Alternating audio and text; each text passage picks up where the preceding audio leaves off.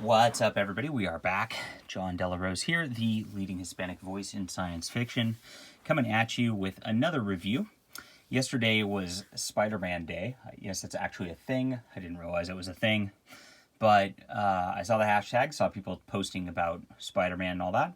I decided to go through some books I've been kind of neglecting on my shelf for a while, which started with this. This is the Spider-Man Ultimate Newspaper Comics Collection, which covers the newspaper strips from 1977 to 1979.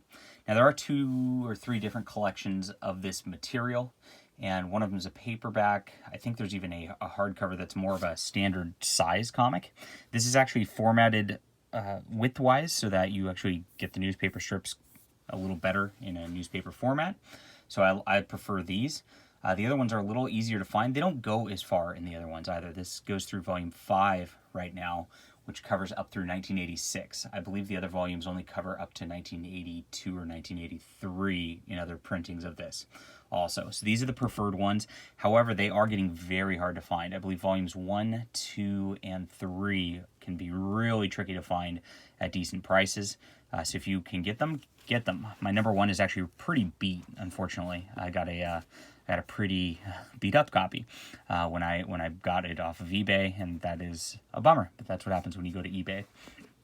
So it does have this nice little ribbon bookmark. I love ribbon bookmarks. Those are classy. And the back looks like this. And here we go. We got the Library of American Comics IDW imprint. Library of American Comics really specializes in doing a lot of these newspaper strip collections and a lot of stuff from the 30s, 40s, 50s, 60s, where you might not have seen it because they're really collecting historical comics.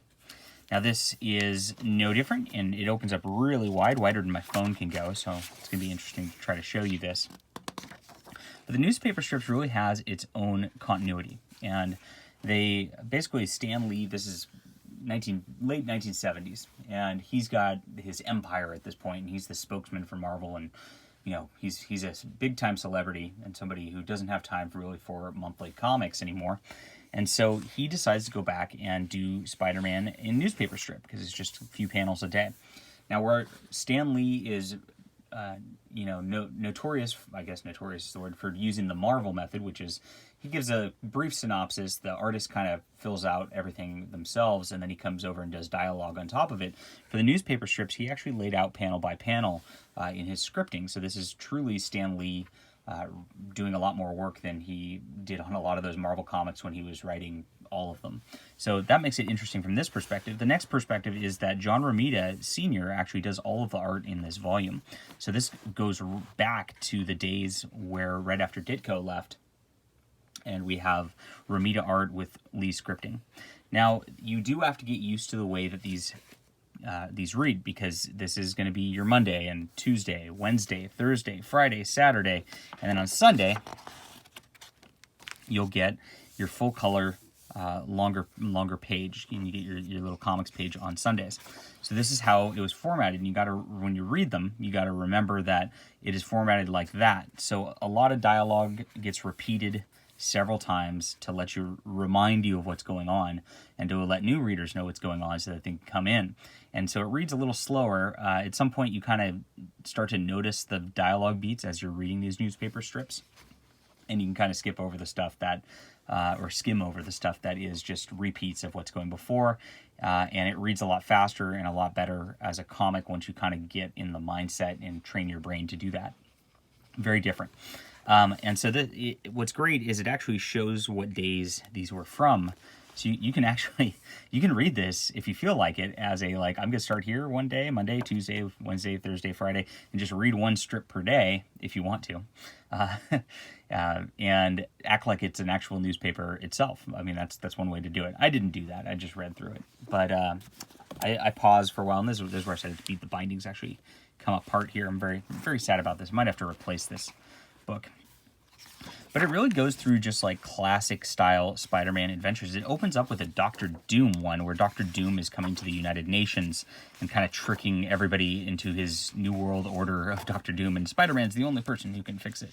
And it's a little on the cheesy side, and, you know, J. Jonah Jameson becomes, you know, one of these real mustache twirlers at this point. And he's, of course, on the side of Doctor Doom. It's a little absurd, but it's really fun. This was a nice Doctor Doom story. I think it's actually better than the early Doctor Doom story in Spider-Man. And then it repeats some of the beats of the Spider-Man comic also. So Dr. Octopus comes to live with Aunt May, and you know, she doesn't realize he's a villain and thinks he's a nice man, which also happened in the comic book. And they twist it up a little bit. Mary Jane is here, you know, dating Peter Parker at the time. It's just good stuff. I mean, a lot of these are familiar beats, but it's changed up just a little bit because it's in its own continuity. And all of the storylines fold into the next storyline. There's usually a teaser at the end of the last storyline, which then we get this character, what's his name? He's not the Lizard. He's called the Rattler in here. And he is just a Spider-Man villain, and this is more of a just traditional beat-em-up story. Of course, you get the Flash Thompson and Harry Osborn being like, what's going on here?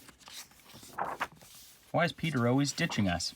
And each of these storylines lasts for about 30 to 60 days, sometimes 90 days. You get Wilson Fisk, and he blackmails Spider-Man into working for him, and you kind of get the reintroduction to the Kingpin here.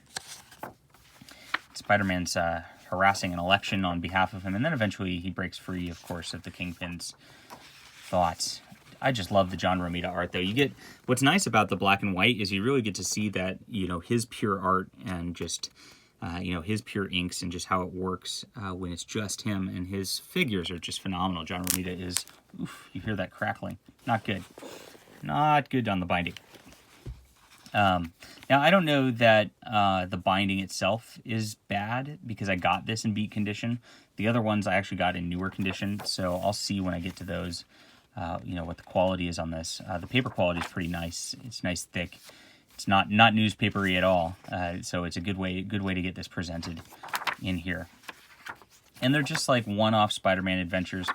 You do have Spider-Man kind of, you know, with his money troubles, and you get Kraven the Hunter introduced here, and of course the Mary Jane troubles, you know, as their relationship progresses or lack of progresses. It kind of goes in reverse on here. They start out as a pretty good couple here. And look at Romita's Mary Jane, just absolutely beautiful. Romita drew the best women in comics, 100%. Look at her up top here. Whoops. Can we get it up top? All right. And Mary Jane actually decides to go working for Kraven the Hunter and takes off, and leaves for Miami. So Peter's sad. He's kind of left out. And some of this is absurd. He goes to a costume party as Spider-Man. And then there's this Borvaria terrorist storyline, which is a fake country. And there's this gal, Tana, who Peter gets involved with, and it turns out her father's the terrorist. And so he has an interesting relationship stint with Tana here, which is really interesting. And that builds, and he of course ditches her to be Spider-Man to stop her father. So he screws up their relationship on every level, and it's really sad. Now there's this other girl, Carol, who is from his school, and I believe Carol was pretty big in Spectacular Spider-Man around this era. I can't remember exactly, but she's kind of just hanging out and being a friend, and you know, Peter doesn't realize that she's interested in him this whole time. We have Mysterio, and we have a Spider-Man. This one kind of gets absurd too. Spider-Man actually goes out to play Spider-Man in his own Spider-Man movie, and Mysterio is jealous, so he kind of tortures the production. Neat stuff. And the reintroduction of Mysterio, it's like a newly revamped origin. Dr. Doom comes back, and this time he tries to make Spider-Man go insane by thinking that things are terrible all around him. And eventually Peter thinks he's insane, but then he realizes it's a plot from Dr. Doom and stops his Doombot. Now, the last couple of these were a little uninspired, and I feel like that, I don't know what Lee was doing at this point, but there's Aunt May gets kidnapped by these guys trying to steal her Social Security check, and Peter Parker just stands there and he's like, I dare not stop them because I don't want to give away my secret identity. Well, like, they're threatening to kill him and Aunt May, and it's like, yeah, you know, you're gonna die, so, and your aunt's gonna die because you want to do this secret identity thing. And it shows the absurdity of secret identities and how it doesn't really work. And several times during this storyline, Peter just like does really stupid things to advance the storyline, basically. But it also adds to Robbie Robinson's storyline from the Daily Bugle. His son has kind of become a thief and awful, even though he was has fallen in with the wrong crowd. And we get that, which was also a storyline in Spider-Man, the main comics, but this was in a different way. Now, after this, this woman does discover Spider-Man's secret identity. And it's just Ramita. Oh my gosh, love it. And she starts blackmailing Spider-Man into harassing people for her, much like the Kingpin did earlier. Again, like I said, this is not the most inspired of stuff, since it's already is being repeated, kind of. And the ending of this one was bizarre. Like, she fights Spider-Man because he shows up, and she falls out a window and dies. So there's no repercussions for Spider-Man having his identity known. Very just like, oh gosh, we better wrap this up. And I guess there was no editorial involved in this because pretty lame plot.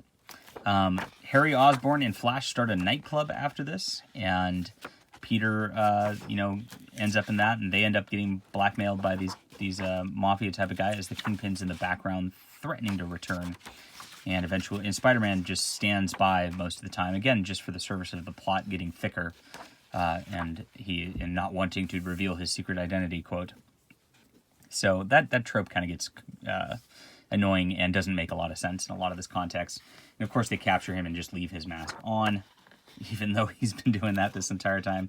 So very, very bizarre. But it stops there. Last couple storylines were not the best. But the beginning was really awesome. I loved the Doctor Doom storyline, especially when he was working for the UN. And the Doc Ock retread was really good. Kraven the Hunter and Mysterio, redos of their origins, reimagining of their origins, I guess I should say, were excellent also. So it's a good introduction to Spider-Man, good introduction to comics. Very fun to read this. Romita's art is just off the charts good at this point. The guy's a master by this point, and it's worth reading for that alone. And I believe he continues on in the next volume before he kind of gives up on it.